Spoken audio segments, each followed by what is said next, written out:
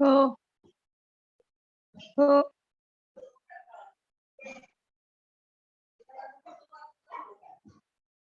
हो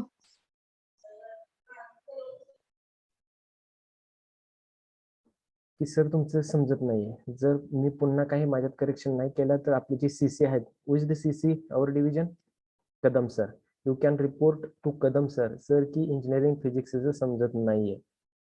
तरी सुद्धा काही चेंज नाही झाला तर तुम्ही जे आपले एचओडी आहेत लेंडवे सर त्यांना सांगायचं की सर फिजिक्सचं समजत नाहीये. पण जर समजत असेल तर येस ओके नो प्रॉब्लेम. जे काय आहे ते सर्व तुमच्यासाठी आहे, आमच्यासाठी काही नाहीये. त्यामुळे तुम्ही व्यवस्थित बी केअरफुली सर्व लेक्चर अटेंड करायचे.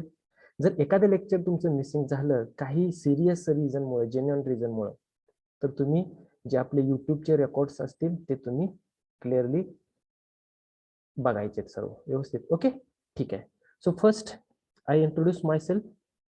So I am doctor Santaji Pawar. I have completed my BSc in 2012 from KBP College, Pandharpur. After that, I have completed my post-graduation from Solapur University, Solapur in 2014. After that, I have completed my PhD in 2017, again in Solapur University, Solapur. So I have a research experience of 3 years and teaching experience of 4 years. Okay, ठीक आहे. So first we will discuss the question paper pattern. How was the question paper? तुमची question paper कशी असणार आहे? So there is 2 possibilities. First possibility, तुमची examination ही online असेल तर तुमचा question paper pattern कसा असेल. If your examination is offline mode, then तुमची question paper pattern कसा असेल. ओके. जर का तुमची एक्झामिनेशन ही ऑनलाईन मोडची झाली, ऑनलाईन झाली, तर त्याच्यामध्ये फक्त तुम्हाला 50 MCQ विचारले जातील. So in engineering physics there is total 8 units. If any doubt, if any question, then please ask me. Sanika, any problem, any doubt? जर कोणाला काय प्रॉब्लेम असेल तर तुम्ही अनम्यूट व्हा, क्वेश्चन विचारा. जर प्रॉब्लेम नसेल तर प्लीज सर्वांना डिस्टर्ब करू नका. ओके, म्यूट राहा तुम्ही. ओके ठीक आहे. काय सांगत होतो तुम्हाला? If your question, if your examination is online mode, then your question paper pattern is very simple. Only 50 MCQs based on the 8 units. तुमचे जे इंजिनिअरिंग फिजिक्स आहे त्याच्यामध्ये 8 युनिट्स आहेत, 8 चॅप्टर आहेत. त्या सर्व 8 चॅप्टर वरती तुम्हाला फक्त 50 MCQ विचारले जाते. 25 MCQs based on the first section, 25 MCQs based on the second section. Again, in engineering physics, there are 2 sections. In the first section, 4 units. In the second section, again 4 units. So 25 MCQs based on the first section and another 25 questions based on the second section. हा तुमचा online मोडचा question paper pattern असेल. If your examination is in the offline mode, जर का offline असेल, तुम्हाला physically जर examination attend करायचे असेल तर त्याच्यामध्ये तुमचा क्वेश्चन पेपर पॅटर्न कसा असेल. Okay,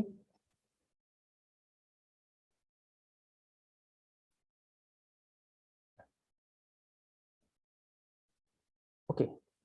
again my screen is visible. Yes Yes, sir. Okay. Yes, sir. जर का आपला offline question paper sorry offline examination असेल तर okay 100 marks. Out of this 100 marks 30 marks for your internal examination. ज्या तुमच्या या 1-2 महिन्यामध्ये ज्या काही इंटरनल एक्झामिनेशन्स होतील त्या इंटरनल एक्झामिनेशन्स वरती तुम्ही जे प्रॅक्टिकल्स करणार आहेत, तुम्ही जे असाइनमेंट्स नोट डाऊन करणार आहेत त्याच्यावरती तुम्हाला 30 मार्क्स असतील. किती? 30 मार्क्स म्हणजे 30 मार्क्स असतील. रिमेनिंग 17 मार्क्स जे राहिलेले जे 70 मार्क्स असतील 70 मार्क्स ते तुम्हाला एक्झामिनेशन थ्रू ते तुम्हाला युनिव्हर्सिटी थ्रू अटेंड करायचे. ओके. मग त्याच्यासाठी तुमचा क्वेश्चन पेपर पॅटर्न कसा असेल? ओके, तुम्हाला मी आता सांगितलं की तुमचे जे इंजिनिअरिंग फिजिक्स आहे ते बेसिकली 2 सेक्शन मध्ये डिवाइड झालेलं आहे. ओके. सो तुम्ही युनिव्हर्सिटीचे एक्झामिनेशन मध्ये तुम्ही पेपर किती मार्क्स असेल? 70 मार्कचा असेल. So 35 marks based on the section 1. तुमच्या सेक्शन 1 वरती किती मार्क्स डिपेंड आहेत? 35 marks. Out of this 35 marks 7 marks for your MCQ. 7 मार्काचे तुम्हाला काय विचारले जातील? MCQ विचारले जातील. किती MCQ विचारले जातील? 7 MCQ विचारले जातील. Clear? Okay. After that, 3 marks question. Hello, sir. Yes. Can you repeat? Yes, I will repeat. तुम्ही जी युनिव्हर्सिटीची एक्झाम अटेंड करणार असेल ऑफलाईन मोड ती एक्झाम असेल तुमची 70 मार्क्स साठी 70 मार्क साठी असेल. So again this 70 marks divides in 2 parts. Means 35 marks depends on your section 1. म्हणजे सेक्शन 1 जो आहे त्याच्यावरती तुम्हाला 35 मार्कचे क्वेश्चन 35 मार्क्स असतील आणि जो तुमचा सेक्शन 2 असेल त्याच्यावरती तुमचे 35 मार्क्स असतील. Okay. So first we will discuss the section 1. हे सेक्शन 1 चे जे 35 मार्क्स असतील ते 35 मार्क्स कसे डिवाइड केलेले आहेत? So out of this 35 marks 7 marks for the MCQs. तुम्हाला 7 MCQ विचारले जातील. प्रत्येक MCQ हा 1 मार्कला असेल. ओके, ठीक आहे. सेकंड क्वेश्चन याच्यामध्ये असेल तो क्वेश्चन असेल 3 मार्कला. प्रत्येक क्वेश्चन किती असेल? 3 मार्कासाठी असेल. 3 मार्कसाठी असे किती क्वेश्चन्स विचारले जातील? 8 questions. Out of 8 you can attend only 6 questions. Out of 8 you can attend only 6 questions. So how many marks total? 6 into 3. How many marks? 18. 18. म्हणजे तुम्हाला 18 मार्क्स जे असतील ते मिड क्वेश्चन्स असतील ज्याच्यामध्ये जे ब्रॉड पण नसतील आणि शॉर्ट पण नसतील. प्रत्येक क्वेश्चन हा 3 मार्काला असेल. असे तुम्हाला 8 क्वेश्चन विचारले जातील. 8 पैकी तुम्हाला किती अटेंड करायचे? 6 आउट ऑफ 8. अगेन तुम्हाला माहिती आहे 12वीला मॅथमॅटिक्सचे न्यूमरिकल्स हार्ड होते का फिजिक्सचे न्यूमरिकल्स हार्ड होते? Physics. मग तुम्हाला काय वाटतं आता न्यूमरिकल्स असतील का? असणार आहे. फिजिक्स जिथं आहे तिथे न्यूमरिकल असणारच आहे. ओके. म्हणजे हे जे 8 क्वेश्चन्स आहेत असतील तुम्हाला विचारले असतील त्या आउट ऑफ दिस 8 6 क्वेश्चन हे टोटली थेरॉटिकल असतील and 2 questions based on the numericals or the problems. 2 question हे प्रॉब्लेम्स विचारले जातील आणि 6 क्वेश्चन हे काय असतील तुमचे? हे प्लेन थेरी असतील. मग मला सांगा आता इंजिनिअरिंगला आलं किंवा 12वी पास झाला म्हणजे प्रत्येकाचं मॅथमॅटिक्स हे परफेक्ट असेल असं नाहीये. काही मुलांचं मॅथमॅटिक्स कच्चं असतं. ओके आहे. पण मला सांगा हे जे 18 मार्क्स आहेत असं कोण आहे की ज्याला मॅथमॅटिक्स येत नाही आणि त्याला 18 भेटत नाहीत? असं होते का? त्याने जर थेरी केली तर याला 18 आउट ऑफ 18 भेटतील का? 18 पैकी 18 की ज्याला मॅथ्स येत नाही आणि त्याला 18 पैकी 18 पाडणं अवघड आहे असं आहे का? सोपं आहे ना हे? 18 पैकी 18 पडू शकतात ना. म्हणजे त्यानं जर थेरीचे 6 क्वेश्चन व्यवस्थित प्रिपेअर केले तर तो 18 पैकी 18 मार्क्स घेऊ शकतो. बरोबर आहे. सो 18 + 7 किती झाले? 25. बरोबर आहे. ठीक आहे. आता पुढे काय विचारलं जातं तुम्हाला की एक 4 क्वेश्चन्स विचारले जातील, 4 क्वेश्चन्स विचारले जातील. Out of this 4 you can attend only 2 questions. Out of 4 you can attend only 2 questions. मग इच क्वेश्चन कितीला असेल? इच question for 5 marks. Each question for 5 marks. So 2 into 5 किती झाले? 10 marks. 2 into 5 is equal to किती झाले? 10 marks. Means total किती marks झाले तुमचे? 35 मार्क्स. 35. बरोबर आहे. आता हे जे तुम्हाला 5 मार्कासाठी 4 क्वेश्चन विचारले जातील त्यांचं डिवायडेशन कसं केलेलं आहे? ते 4 क्वेश्चन जे विचारले जातील ते कसे असणार आहे? So out of this 4 3 questions based on the theory and only 1 questions based on the numericals of the problem. म्हणजे इथं सुद्धा तुम्ही 10 मार्क्स जे आहेत ते इझिली घेऊ शकता. म्हणजे असं नाही की न्यूमेरिकल आला आणि मला सुटलं नाही, माझं मॅथमॅटिक्स कच्चं आहे, मला मॅथमॅटिक्स चांगलं येत नाही आणि त्यामुळे मला कमी मार्क्स भेटले, असं काय होणार आहे का? नाहीये. म्हणजे या सेक्शन 1 मध्ये कोणाला काय क्वेश्चन पेपर मध्ये डाऊट किंवा की मॅथमॅटिक्स येत नाही आणि मला जमत नाही असं होते का? कोणाला काय अडचण येते का? नाहीये. Same pattern in the section 2. Again 35 marks based on the section 2nd. Out of this 35 marks, 7 marks based for the 7 marks there are MCQs. Again 18 marks short questions and 5 marks broad questions. So total how many marks? 35 marks.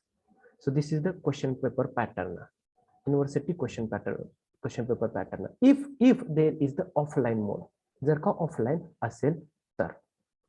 Any doubt? Any question? काही नाही ना? No, sir. Okay. Now we will discuss objectives and the outcomes.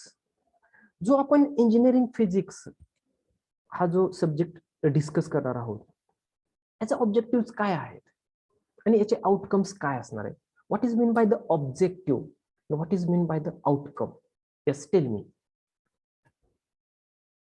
कोणाला काय idea आहे की sir याला objective म्हणत असते आणि त्याला आउटकम म्हणत असते? कशाला म्हणतो ऑब्जेक्टिव्ह? यस, कशाला म्हणायचं?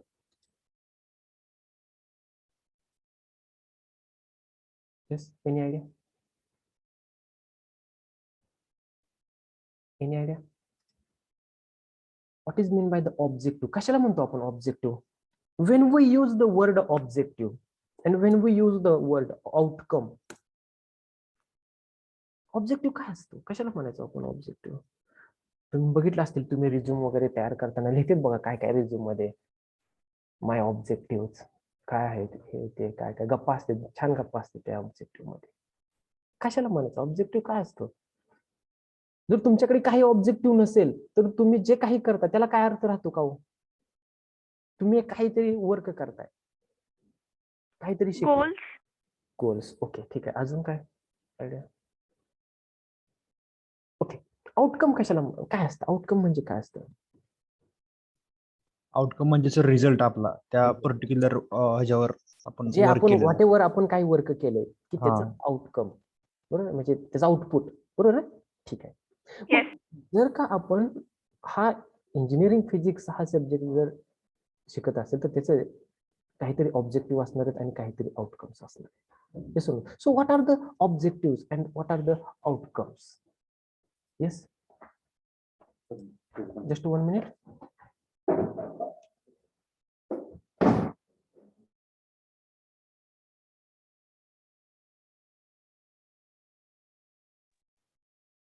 Okay, ठीक आहे.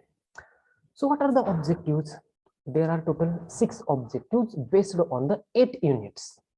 In engineering physics, already I have told की 8 युनिट्स आहेत आणि त्या 8 युनिट साठी किती ऑब्जेक्टिव्ह आहेत? 6 ऑब्जेक्टिव्ह आहेत. What is the first objective? काय आहे तुमचं पहिलं objective? To make student understand the fundamentals of the crystal system. Classification of solids depends on the energy gap and their electronic properties. This is the first objective for the first 2 units. First unit is the semiconductor physics and the second unit is the crystallography. You know the semiconductor. What is meant by the semiconductor? काय असते semiconductor?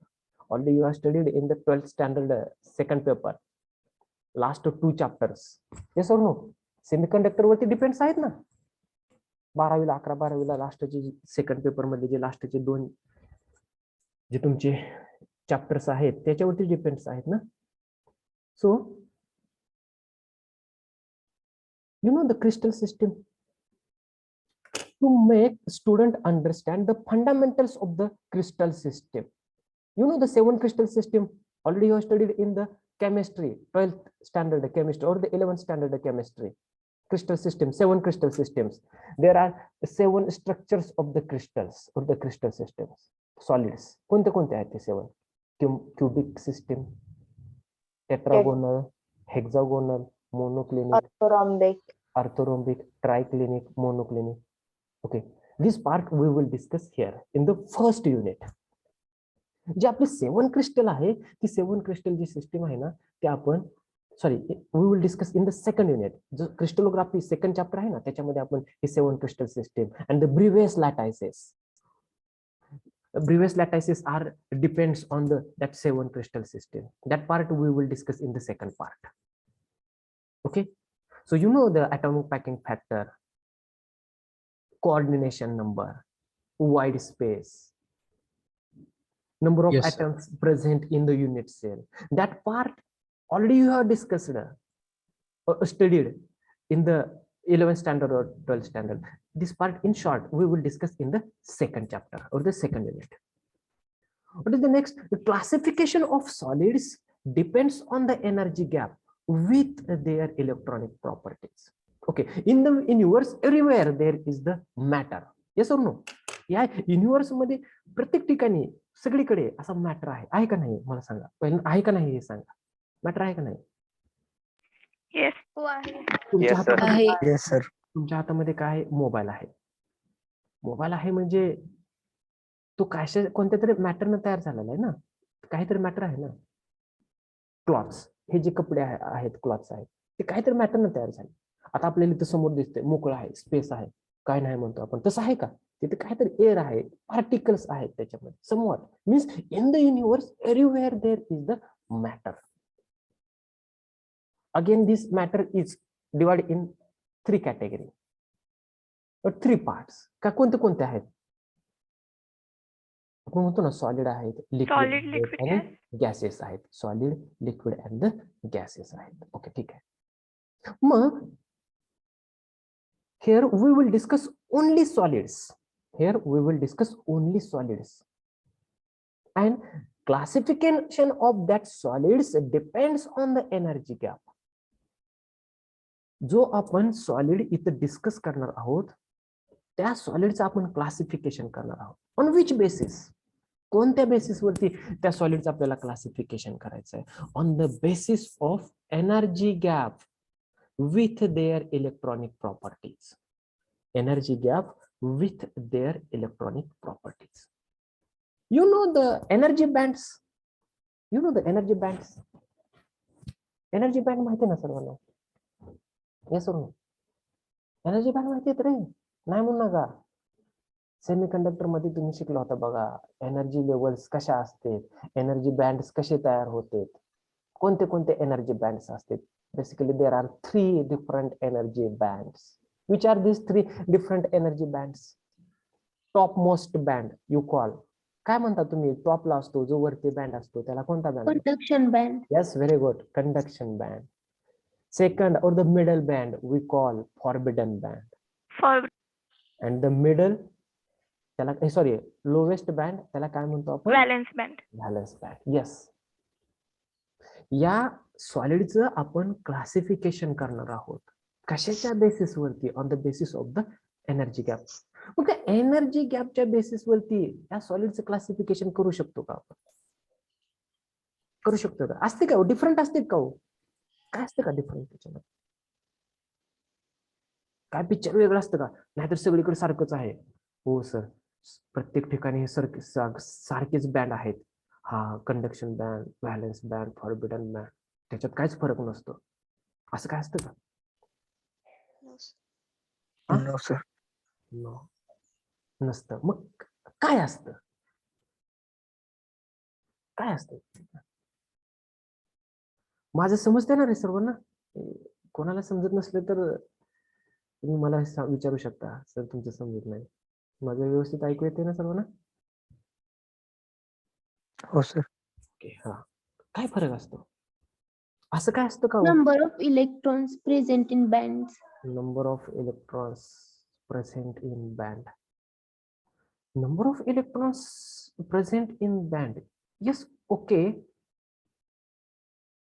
मग जर electron जास्त असतील, आता नंबरचा विषय, yes बरोबर आहे, तुम्ही बरोबर आहे. जर इलेक्ट्रॉन जास्त असतील तर बँड मध्ये काय फरक पडेल का? holes and electrons number change. Holes, electron जास्त असतील तर डेफिनेटली होल्स कमी असतील. इलेक्ट्रॉन्स कमी असतील तर डेफिनेटली होल्स कसे असतील? जास्त असतील. Okay, just I will show another screen.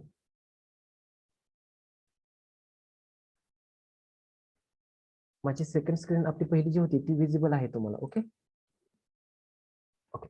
मी म्हटलं की इथे एक बँड आहेत.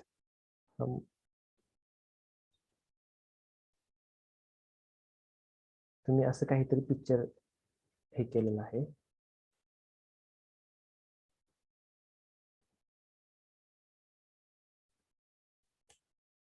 तुम्ही जेव्हा स्टडी केलता 12th 11th 12th मध्ये असं काहीतरी स्टडी केलं की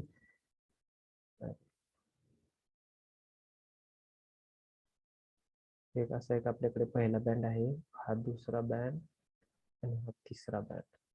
वी कॉल याला आपण म्हणतो कंडक्शन बँड, याला म्हणतो आपण फॉरबिडन बँड, आणि जो लोवेस्ट असतो बॉटमला असतो त्याला म्हणतो आपण व्हॅलन्स बँड. ओके, आता बघा, बी केअरफुली. सी, तुम्ही म्हणता की नंबर ऑफ इलेक्ट्रॉन्स किंवा in another words number of holes. बरं, ठीक आहे. जर का इलेक्ट्रॉन जास्त असतील तर यांचं जे स्ट्रक्चर आहे, स्ट्रक्चर म्हणतोय मी, पर्टिक्युलरली वन वर्ड यूज करतोय, स्ट्रक्चर. त्या स्ट्रक्चर मध्ये काय फरक पडेल का? एक दोन केसेस आहेत आपल्याकडे. In the first case number of electrons are large as compared to the holes. In the second case, number of holes are large as compared to the electrons. मग यांच्या स्ट्रक्चर मध्ये काय फरक पडेल का? पडेल का? काय फरक पडेल का?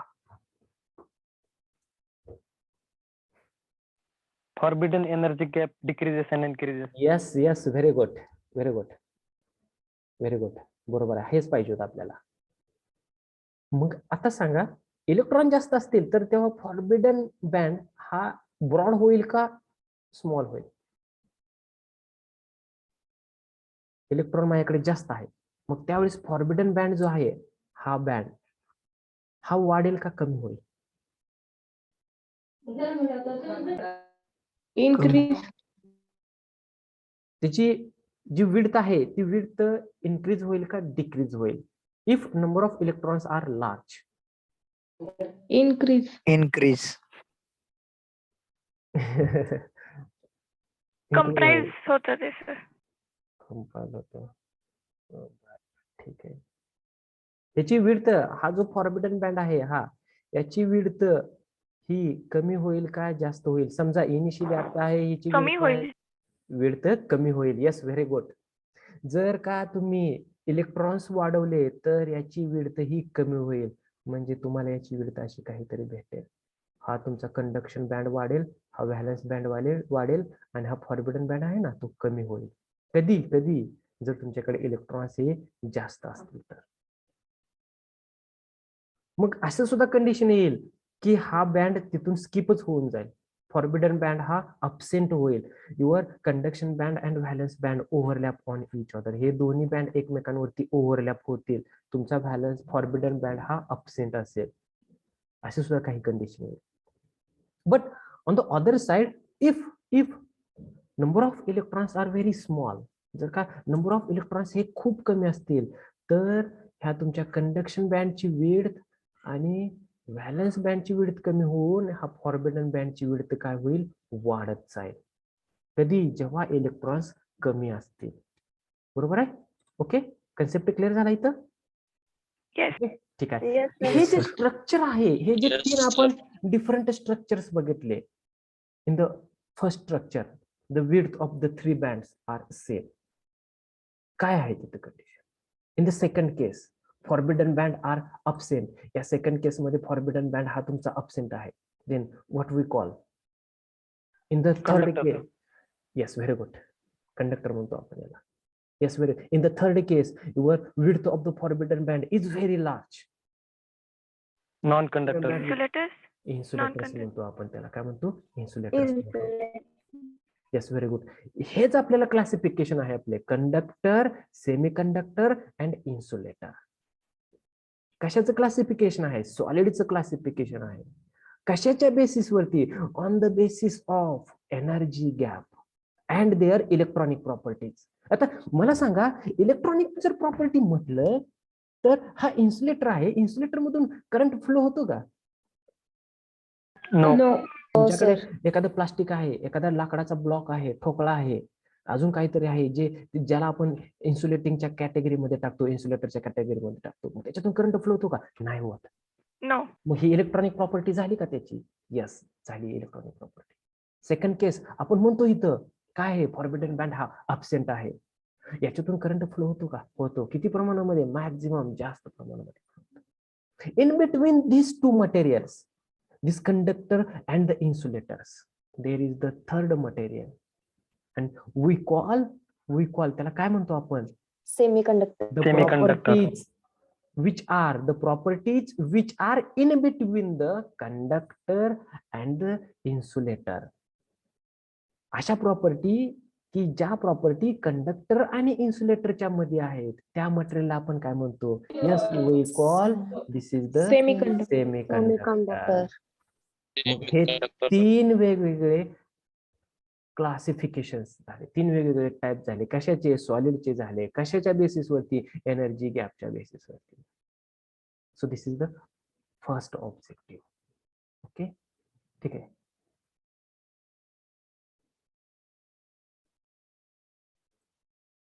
येस, काय म्हणते आपलं? What is the first objective? To make student understand the fundamentals of the crystal system.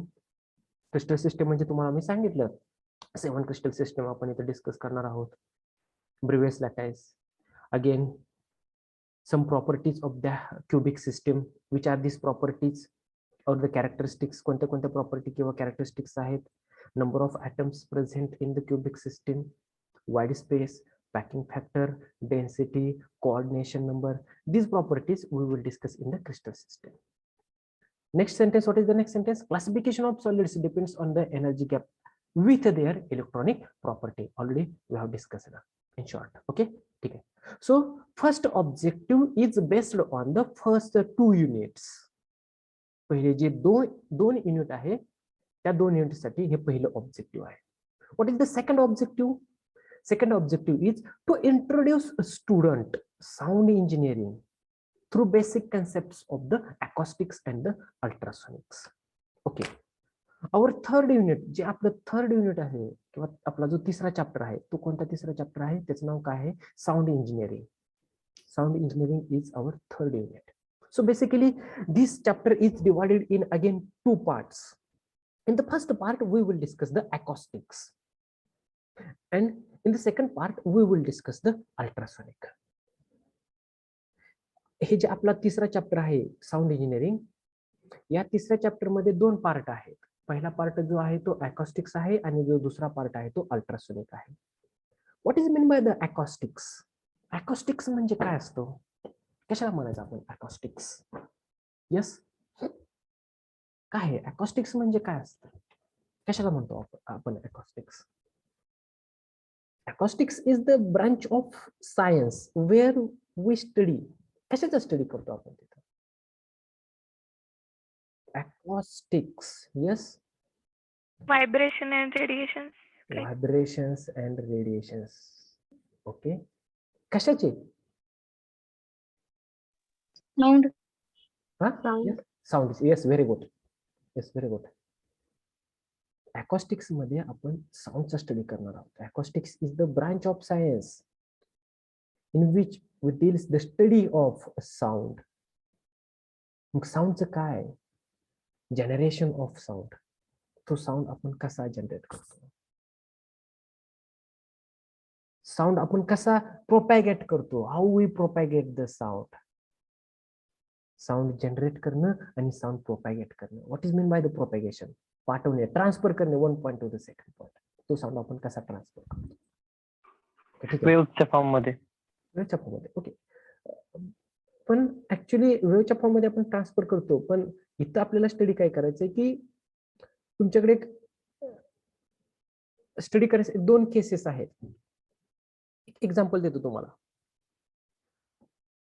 आता सर्वांना माहिती आहे बघा की लेक्चर असतं आपलं. आपलं लेक्चर समजा की तुम्ही फिजिकली क्लासरूम मध्ये प्रेझेंट आहेत.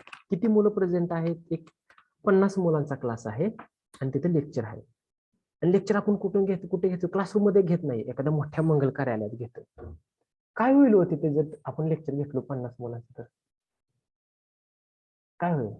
स्पीकर सिस्टीम लावली आणि त्याच्यावरती मी इको शिकवायला तयार लागले होईल. तुम्हाला, इको तयार होईल, आपली चेष्टा होईल, तिथे सगळे हसतील, काय करायला लागले, आवाज सुद्धा नीट येणार नाही आपल्यापाशी. मग ती प्लेस, तिथला जो एरिया आहे, ती जी रूम आहे, तो जो हॉल आहे, तो सुटेबल आहे का त्या ऍक्टिव्हिटीसाठी? नाही. नाही. नाही. नो. हा चॅप्टर आहे ना, तो सिव्हिल इंजिनिअरिंग साठी इम्पॉर्टंट आहे. या चॅप्टर मध्ये सगळं civil engineering, how we build the building for the speech, for the different purpose. वेगवेगळ्या पर्पज साठी आपण बिल्डिंग कशी बिल्टअप करणार, कशी तयार करणार. आणि ही पहिली केस झाली आपली की 50 मुलांचं लेक्चर आपण एका मोठ्या मंगल कार्यालयात घेतो. आता दुसरी याच्या अपोजिट केस घेतोय. आपल्याकडे एक छोटी रूम आहे आणि त्याच्यामध्ये आपण 1000-2000 माणसं आले त्यांनी त्याच्यामध्ये लग्न लावतोय कोणाचं तरी. रूम मध्ये एक 10 ते 15 माणसं बस. ते शक्य आहे का हो? त्याचा इफेक्ट होणार का नाही? सर्वांपाशी त्याचा व्यवस्थित आवाज जाईल का? विजिबल राहील का तिथली ऍक्टिव्हिटी? सर्व नाही.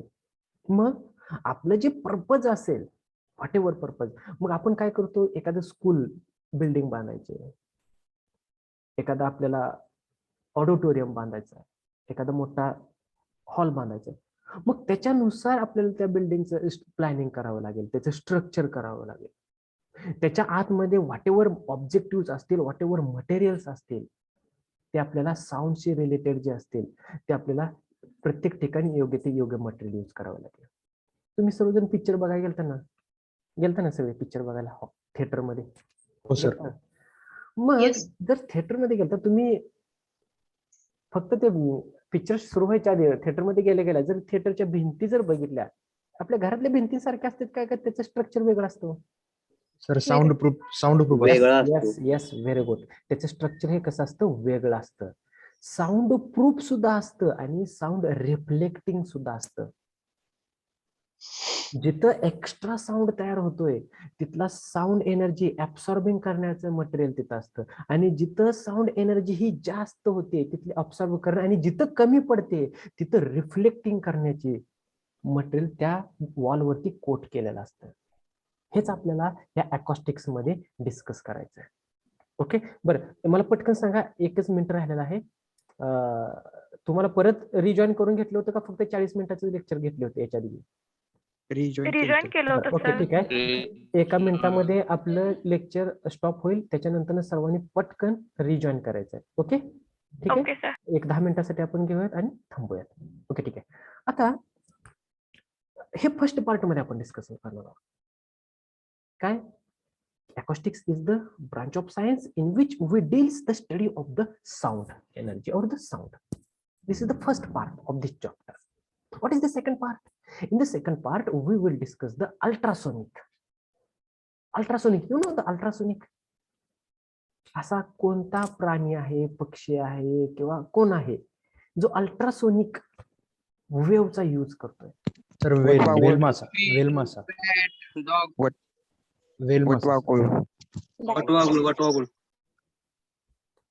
रिजॉईन व्हा सांगतो तुम्हाला, तरी प्रयत्न करा. बघा, बरेचसे आन्सर आले, त्याच्यामध्ये एक आन्सर करेक्ट आहे. वटवाघूळ. डॉल्फिन. वेल फिश.